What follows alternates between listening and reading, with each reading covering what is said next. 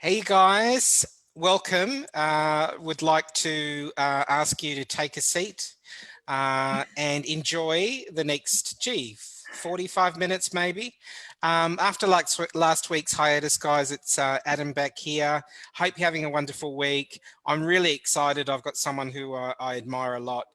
Sitting pretty virtually next to me, Jane Mow, fashion stylist.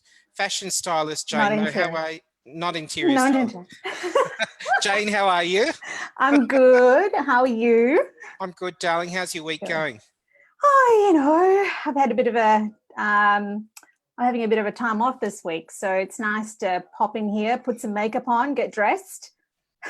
Well, it's fabulous. So, You look amazing. I was just saying to Jane, you look as if you've just come out of some sort of high-end, maybe a Pharrell Williams video or something with really good production and $2 million budget or something. You're just sitting there with your light on. You look so angelic. thank you. Oh, Angelic. Thanks. Very angelic. I'd love to give you an official introduction, Jane. Jane Mow is a wardrobe wizard, style oracle and design obsessive. She's also a Sydney-based personal fashion stylist, brand consultant, fashion editor and creative director with over a decade experience. I just want to give you a little bit more detail on Jane, which is going to frame how we're going to be positioning our talk today.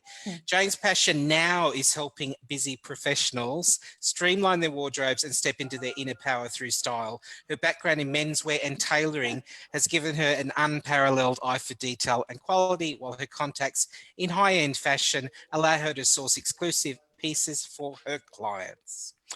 Fabulous. Jane, so good to speak to you.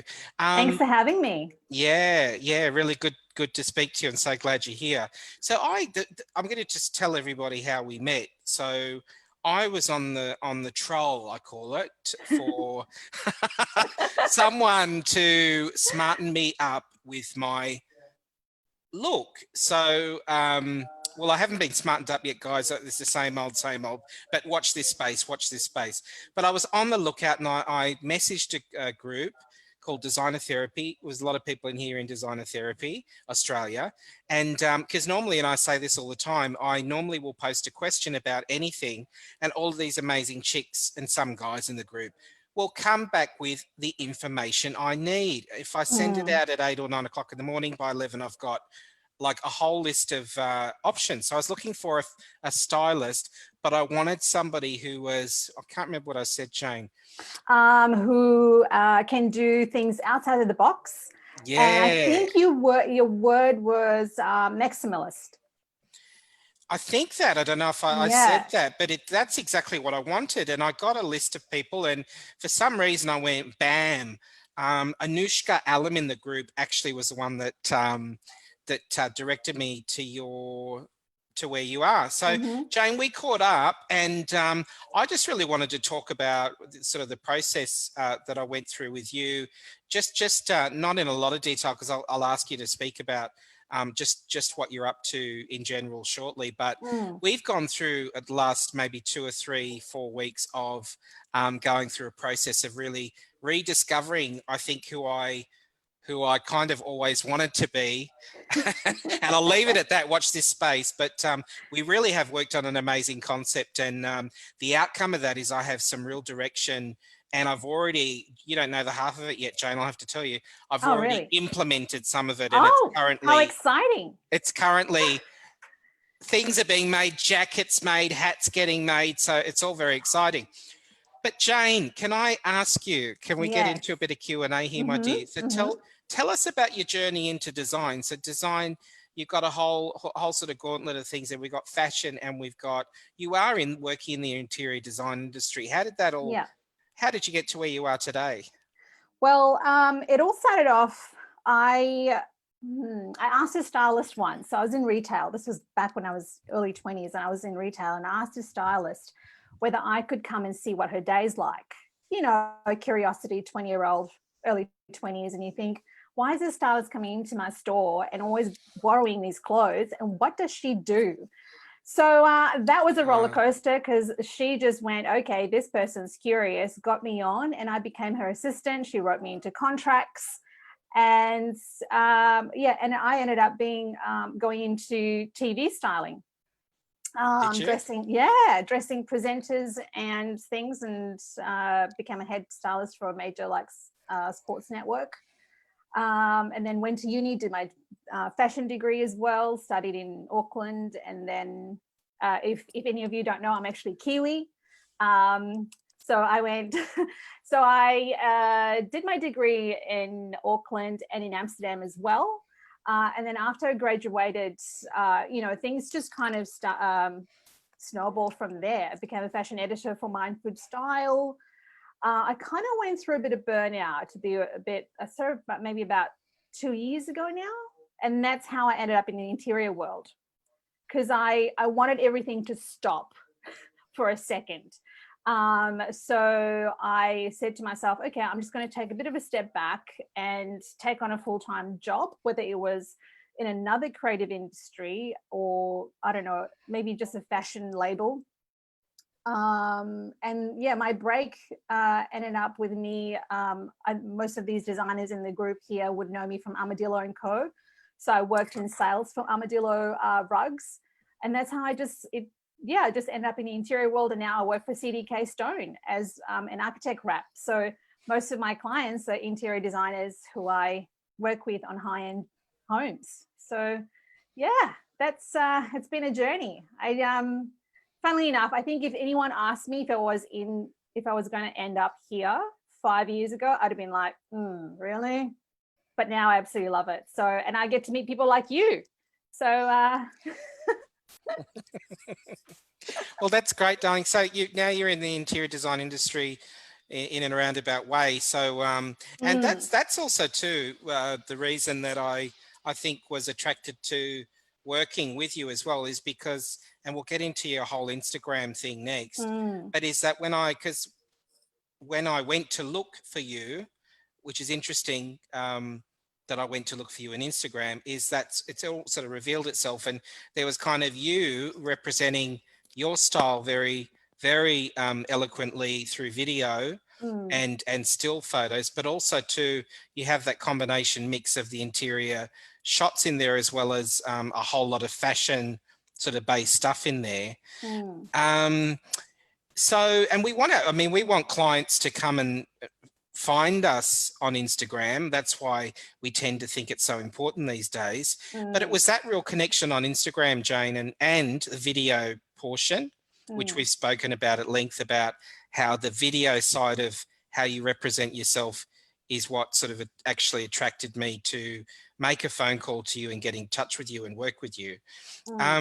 Can we talk about that a bit? Because it was really interesting. We had a conversation recently, and I said to you, Jane, you're so, you know, your videos are everything is very well thought out and looks amazing. I mean, you look fantastic today, but it's all very tailored, simple, you know, white background, and you're talking about pieces of that people wear and how they should sit and how you should hang your jackets, for example, and you'll talk about a whole lot of stuff, and it's very enticing. Your feed is really beautifully curated, but you don't have, you know, 10K plus followers. So the first thing I said to you was, how can you only have sort of 1,800 or whatever it is? And there's a strategy behind that, isn't there? There is. So to give you a bit of background, so when I was in editorial styling, a lot of people were following me because of my work. So, you know, because it was covered in magazines, so I had things being published, and I didn't really look at my followers then. It was sort of, you know, I was always behind the camera directing shoots and things. So whoever was following me was either interested in the magazine I was working for or really loved creative shoots. So there were the sort of people that gravitated towards that pretty image. And so I had about probably just over 5,000 follower mark before I rebranded into personal styling. So I've rebranded into personal styling about, I think, earlier last year now. And I thought to myself, like, so when we first started posting into Instagram to take on the new branding, it was it was very hard to break that mark of people, like for people to engage with the content that we were posting. So to give you a bit of background as well on that, I do work with an Instagram strategist, and she's on my books monthly, and she's not based in Australia. She's actually based in the UK. So I seeked her out through another contact of mine, and I really wanted to work with someone who had the same background as me. And my whole strategy was to make sure that whatever we were putting out, I wanted people to come in and feel like they were entering into a high-end fashion magazine. That was my strategy. And because I've worked in high-end fashion, because I've worked for a high-end fashion magazine, because I have contacts in that world, I needed to keep that brand image.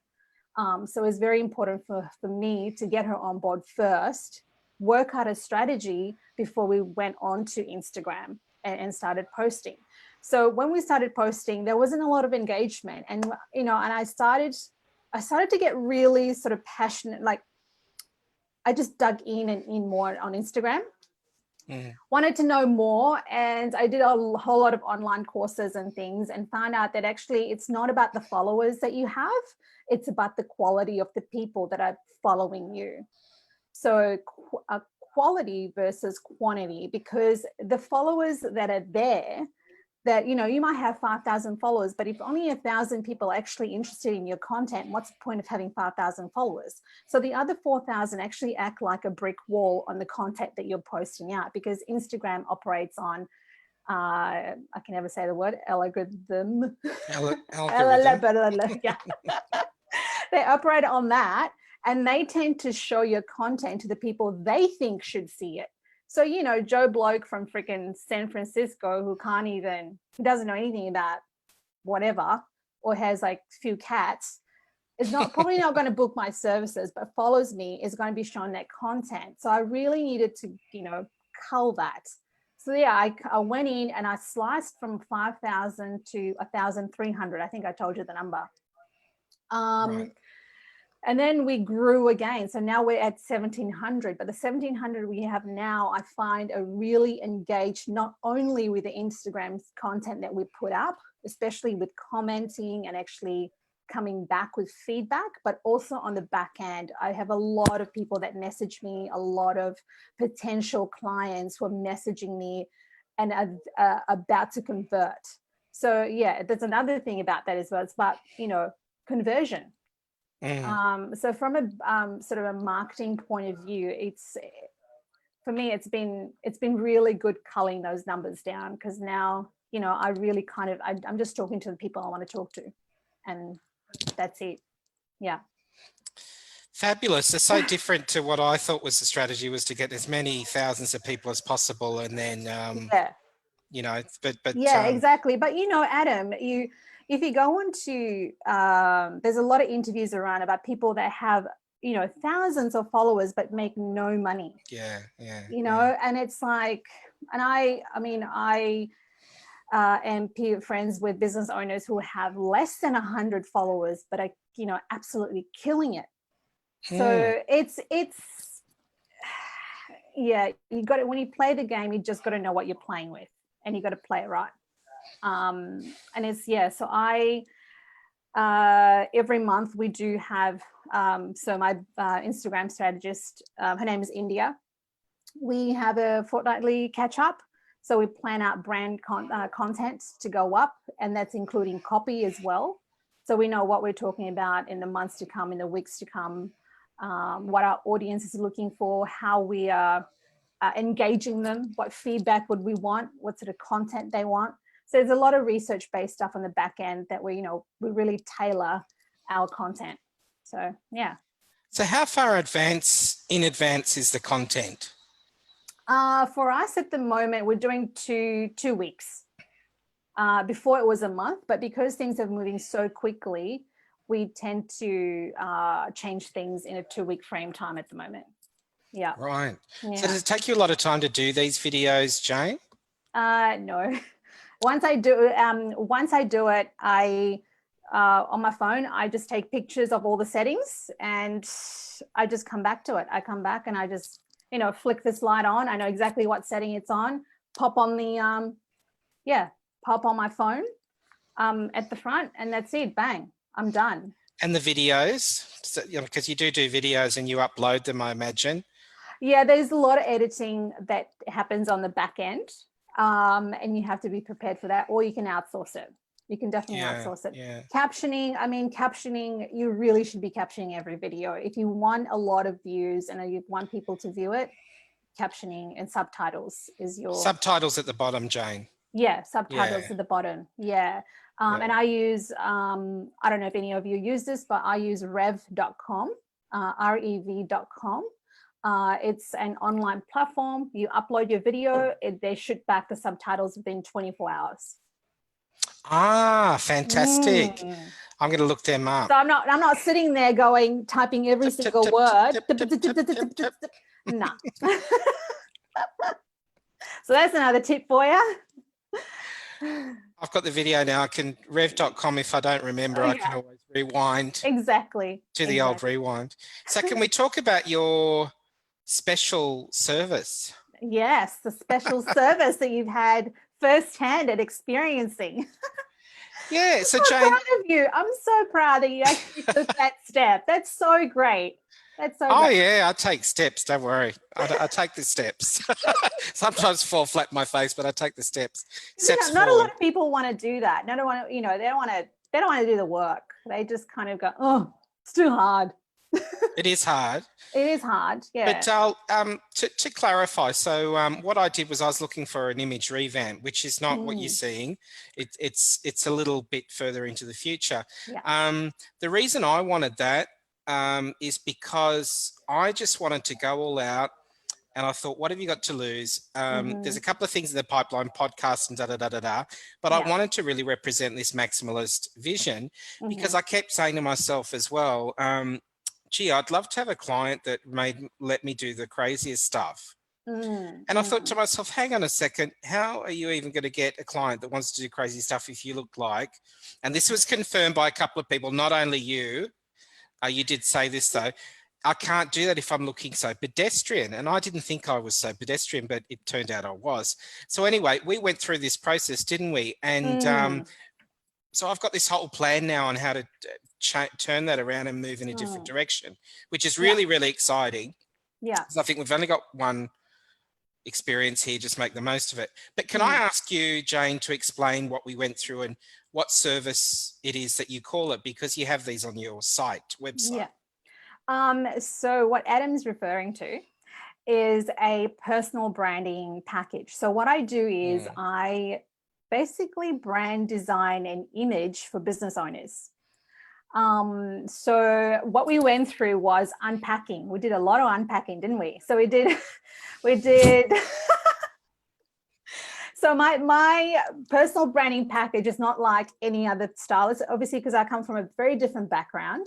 I've been in television, so I worked a lot one-on-one with presenters, and I worked on a lot of shows that meant that I was tailoring, I was speaking to an audience. So I had to dress people the way, address presenters the way the audience should be receiving them. Do you know what I mean? So it was a very analytical sort of styling. And then I went into editorial, fashion magazines. And then, and then I ended up, I didn't actually tell you this in my intro, but I actually ended up being a fashion designer as well because of my, because I did my degree, and I ended up being a creative director for a fashion brand. And it was, and I had to, it was a very new brand that I could take into the international market, which I did. And a whole lot of stuff in there was about branding. So it's about making that, putting together an image where you can actually pull people in without saying nothing, without saying a word, you've actually grabbed them. So my personal branding package is about unpacking who that person is inside, who that authentic person is inside, so which I did with you, because, I asked you a whole lot of questions about who your clientele is, what do you want to say, Adam, what, if they had, if your ideal clientele was to come around, what sort of budget would they have? What sort of life do they live? And then you told me a whole lot of your clients that that had the sort of lifestyle, and you wanted them, 10 more of them.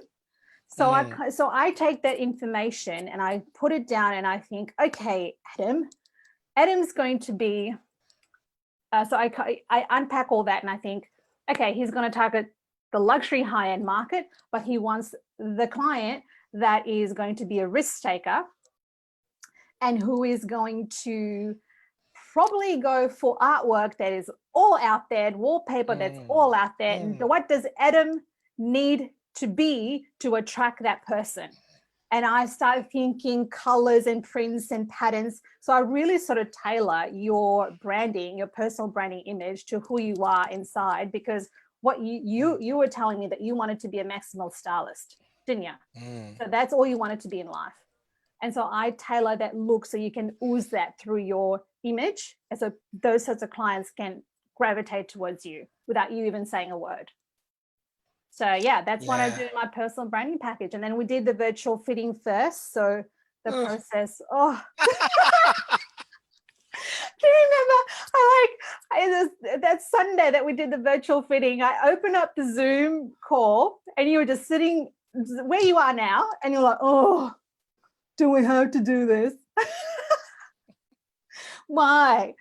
But it was a good experience because I had to get into your world and find out what you're used to, what cuts you've worn before, how garments are sitting on you, and then go, okay, well, here's what I've been thinking for you, Adam. What do you think of this? And then to see your face light up, it was gold. Like, to me, it was gold. So yeah, we did the virtual fitting first. And then I go away and I did a brand style guide. So I designed your image. And then I came back to you and we had a 1-hour Zoom session where I presented it via a share screen. And I was watching your face the whole time on screen because I was sharing screen and you can see Adam's face in the little square. And just to see your face light up, it was like something had clicked. Like you had finally found what you've always wanted to say with your image, with your branding. And then I gave you the style guide, and now you have a little book of guide, like a little guide, and full of not just inspiration, but your roadmap to how you're going to attract this clientele. So yeah. Yeah, I love it. Package. It's great. Yeah, look, I can really. I'm honest. I mean, I have worked with other. Couple of years ago, people that were doing the colors on me, and also selected clothing. And what I found at the time, the problem with that is they were, and this is about expressing who you, and actually saying what you want, but it was very bland. It was past soft colors, made looks put together so I wouldn't offend people, wouldn't be too out there. And then I realized that it was totally the opposite of the type of client that really I wanted to meet with, which was, I want to now stir that pot up and not be coming in like that at all, because I don't want to do interiors like that. And to me, the illuminating part, Jane, was that realization that I think you really need to, in all areas, be what it is that you want to create. And I was seeing this from designers in America too, Jane. I was admiring these people, not a lot of men, but women. But just there's one particular woman called Rachel Moriarty, and she's a Mexican designer, and she just exudes pattern and color all over her place. She's got these huge glasses. Like, who's that woman that Iris. Yep. And she spikes up her black hair and cuts it up, and she wears all these, she's constantly in caftans and different colors, and she sits in her interiors and she'll have orange and blue interiors, really sort of punchy colors, and she'll be complimenting. And that's what I found was missing from the way that I was representing myself and wanting to be in these interiors or designing interiors that were that sort of quality. So yeah, I really enjoyed the process. It wasn't such a big deal.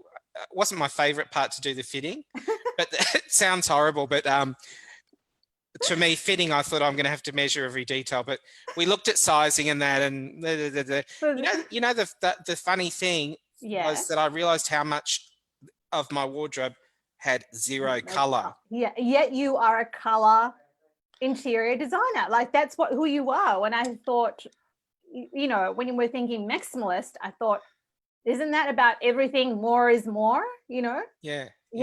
So funny enough, there was nothing like that in your wardrobe. So I mean, I'm such a true believer that you are your business card, you know, like if you're out there on your social media, on your website, even in networking events, you're actually a walking billboard of who you like, what your business is. So how are you going to attract the right client if you're not your business card? So yeah, it was really good. I loved doing that session with you. And I think it was such a breath of fresh air to get a guy who wasn't asking me for navy black. What else? Yeah, navy black. It was like, can we do color? Can we do patterns? Can we, you know, and I loved your inspiration. I'm not going to say it out loud because you've still got to do your marketing shoot. God help us.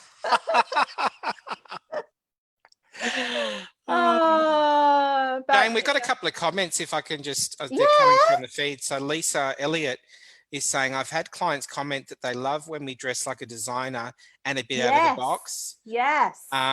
Thank you, Lisa. She loves the conversation. Can't wait to see the maximalist Adam evolve.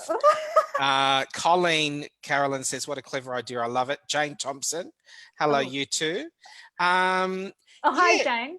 The other thing I loved about it, if I can give you feedback, Jane, about the process, which I think we could implement more of as designers if we want to have this as a similar service for our customers. But it wasn't, although you gave me lots of links, you told me where to go to find the type of clothes. You didn't specifically say, I mean, you know, you didn't say here's 150 outfits, they're all matched, but you said, this is the store, this is where you can go to get this suit made. You need to be careful with your shoulders because of how broad you are. With this is one of them. Your current outfits are, they're too heavy here.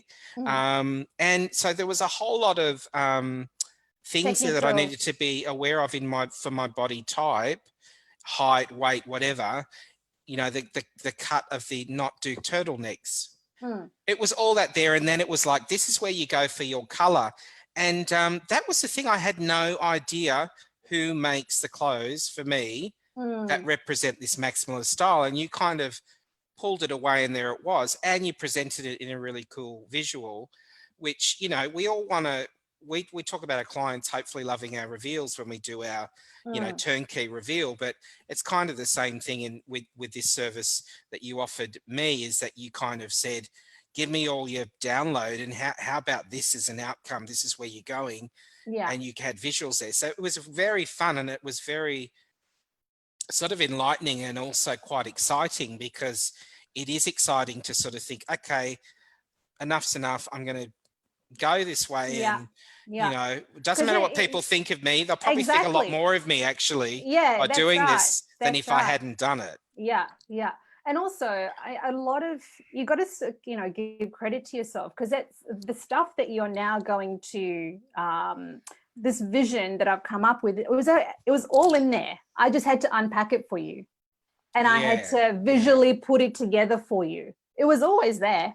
Because you need someone to say, hey, it's okay. You can wear this stuff. It's okay. It's okay. You can do it.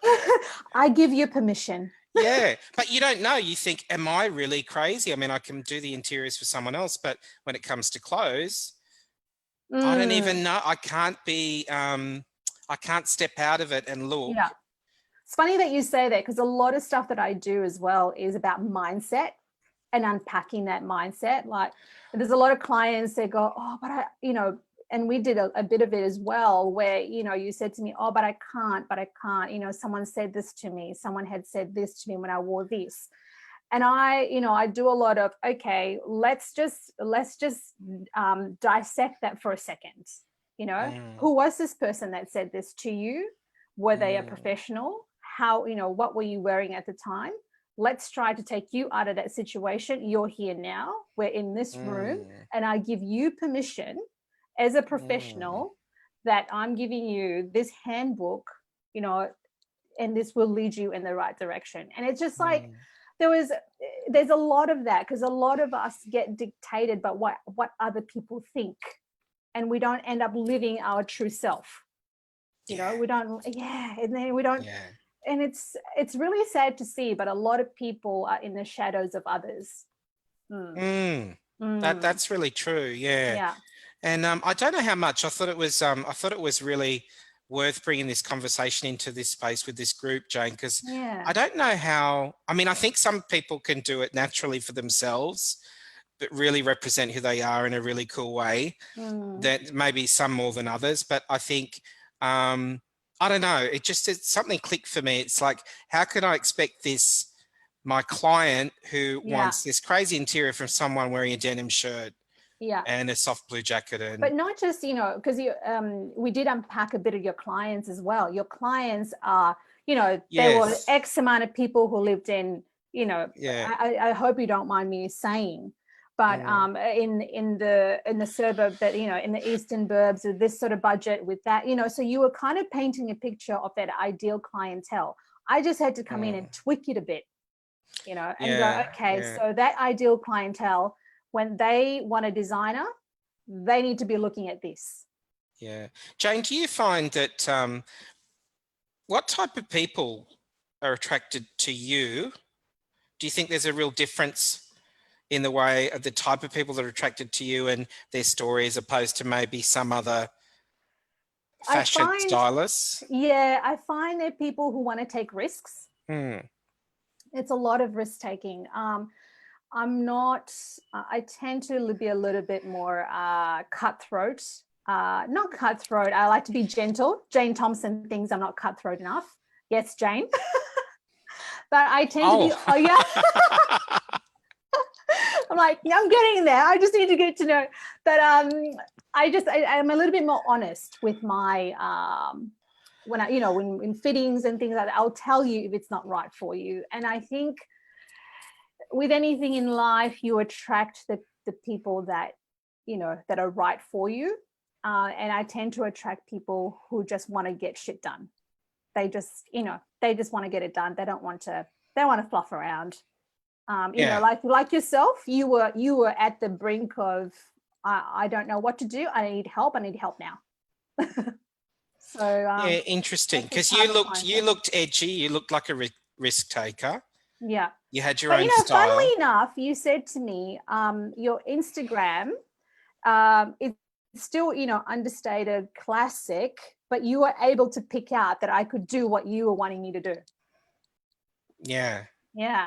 I think it was your haircut. That's the power of branding. It was your haircut. Yeah. But that's the power of branding, right? Yeah, it is. Yeah. It's just this whole energy. Yeah. Can I ask you, Jane, if there are 3 things that we can do to discover and kind of nail our style, if you had to pick 3 things that you could just give as advice, what would they be if you're really thinking about looking at that overhaul and looking at 3 things today that you could do to discover exactly who you want to be style-wise? The first one's going to seem really fluffy, because I did think about this when you sent me the questions, but you kind of need to sit down for a bit and just work out who the hell you are. Like, who am I as an interior designer? Who am I as a person? Do I like color? Do I like patterns? What's the sort of clientele do I want to attract into my life? Are they warm people? Are they cold people? Are they people with X amount of money? Are they people with families? And that kind of dictates the sort of image that you want to then portray. Like, you know, if, say, for example, if you are someone that has a clientele that mum and dad are there and they've got 3 kids and they're family orientated clients, then you're not going to rock up in a corporate suit or like a pink suit, or, you know, you've got to be a little bit more soft because you're going into a family environment. So just thinking about the clientele and who you are and trying to unpack, it's really hard to explain, but think about who you are as a person and then getting clothes that speak that. So that would be my first thing. I think that's definitely true. Yeah. The other thing is, throw away things in your wardrobe that are just not working. just just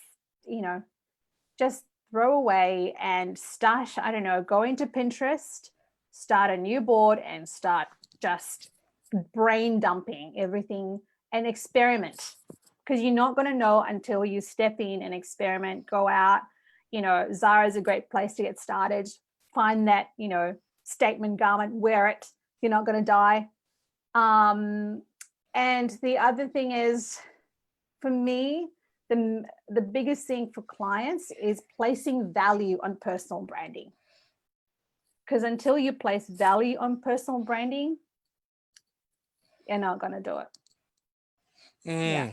I'd really love to know from anyone here, if you really do think about this, how you represent.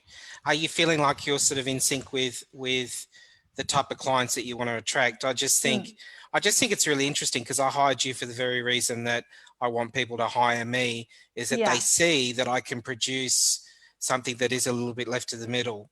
And I just think that's really interesting. And it's true, if I'm going into to work with couples and kids, and they want a very coastal, soft vibe with not a lot of color, some grey and pink pastel pillows around, and a picture of a palm tree, and I turn up rocking my look, which you're going to see soon.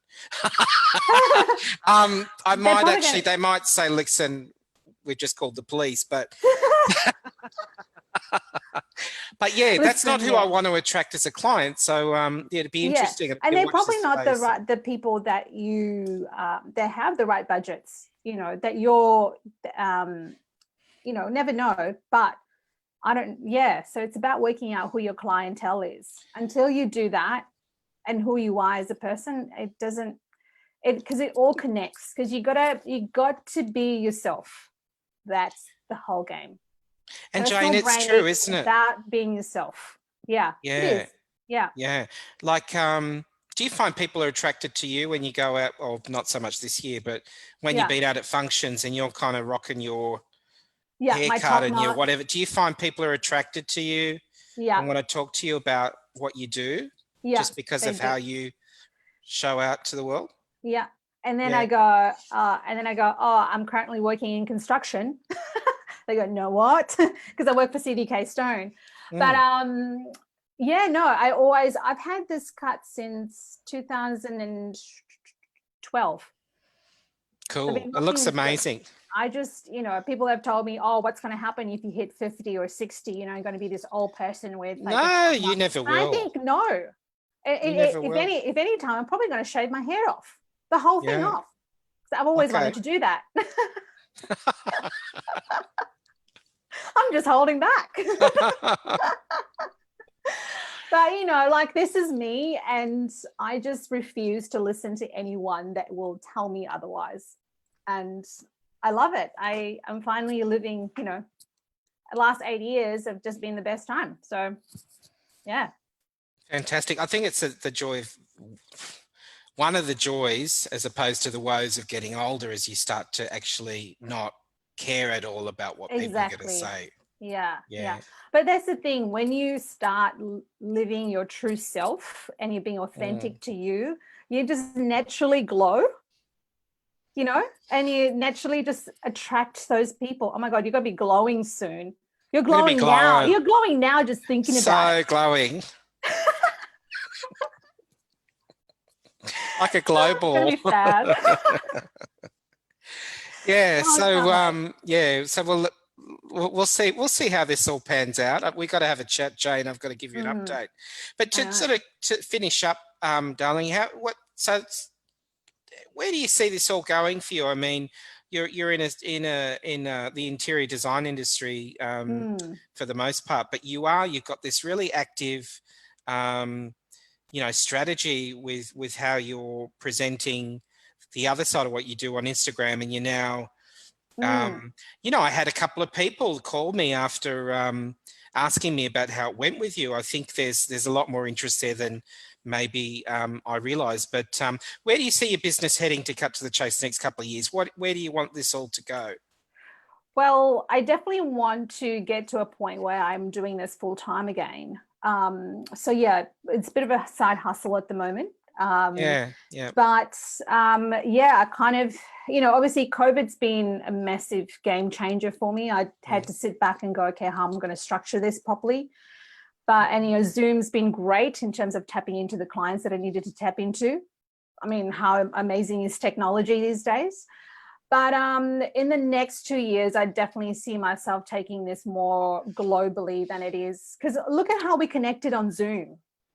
Like, I mean, I was just amazed that I could actually have this connection with you. I haven't actually met you physically. We've never met. No, we never met. But yet I feel like I can have you at my, at my party when we do have a party someday. Do you know what I mean? Like it just, so my goal is to, reach new markets, really. Take this, not just Australia, but, tap into the US, into Hong Kong, into, And that's amazing, Joe. I mean, it's all about this year's been all about the Zoom, really. Oh, but what's interesting, so and I thought back on it, is we haven't met. We've never met in person. No. We did a whole wardrobe situation, an hour of moving clothes around, me sort of standing here doing this and doing that, back and forth. We worked out the sizing. We had our discovery. You had the presentation. At no point did we need to catch up physically and meet side by side. No. So it still makes me think that, can we not do this as interior decorators and designers with our clients, especially in light of COVID? I mean, I did a discovery call, was it 2 nights ago? And, this was actually, it was a 30-minute, I gave it away to my list, a 30-minute session. And we were walking around the house and she just had her phone and we talked about the window treatments, and it was a 30-minute, it was actually a consult.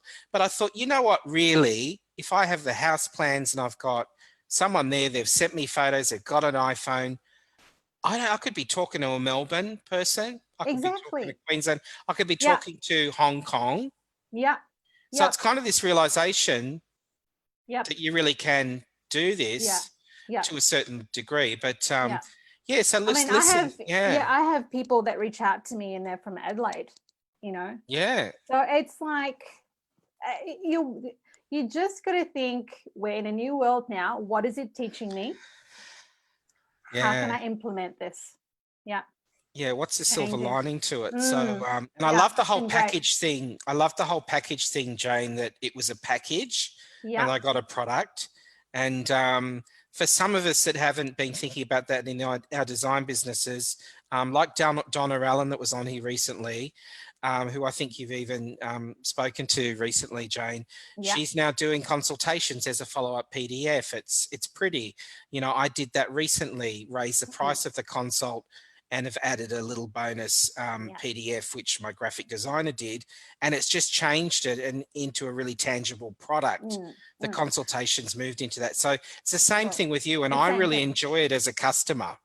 That's great. Because, when COVID hit, I thought, oh my goodness, how can I still make that connection? Because I've always been used to going to people's houses. I've had to drive from so-and-so to so-and-so and then do the wardrobe, do the consult. It's like, I can just tap in via Zoom. I don't have to leave my house. Exactly. And it's been so good. And thank you for trusting the journey. That's so good of you. Thank you. Absolutely. Trust the journey. Really, really looking forward to the future with this. So look, Jane, thanks so much for coming on. That's all right. Thanks for having me. We might see some of this video out and about on Instagram. You're very good with that. So anyway, thank you very much. Can you, Jane, let people know how to find you if they're interested in what we're talking about today and they want to check you out? Where do they go? First, well, if you're on Instagram, come to my Instagram page. It's Jane Mow, so like mowing the lawn. JANEMOW is my handle, so M for Mary. And it's janemow.com is my website. I'm also over on Facebook. I don't really play on Facebook that much because I don't, Facebook and I don't like each other, but that's okay. I'm getting to know Facebook a lot more these days. And yeah, so Instagram's really, if you want to, you know, if you want to talk to me, I'm on messages 24/7. I shouldn't say that. I do sleep actually as well. But other than that, yeah, janemow.com, and my handles on Instagram is Jane Mow. Very Fantastic. easy. Go and check Jane out on Instagram. And if you can't find me, just go on to Adam's page. Yeah, you'll find. You'll find you there. We'll find you there. Really cool Instagram. Sorry, but to cough. That's all right. That's nice at the end of the interview. Yeah. Nice big cough. Didn't happen. Jane, thank you so much for coming on. Have a fantastic rest of the week. And I'm looking forward to revealing a bit of what we're talking about and showing people where we went. Yeah. Where we're going. I'm because we're going to do another one of these, aren't we, after your little... Oh, yeah, we will. Yeah. We are going to do it. We have to talk about that. Something else. We have to talk about that. Yeah. Okay, my dear. Well, you have a wonderful rest of the week, and everybody out there, check out Jane and some great food for thought today, hopefully. Yes. And we'll wish everybody a fantastic rest of their week too, and take care. All right. See you guys. Adam. See ya. Bye.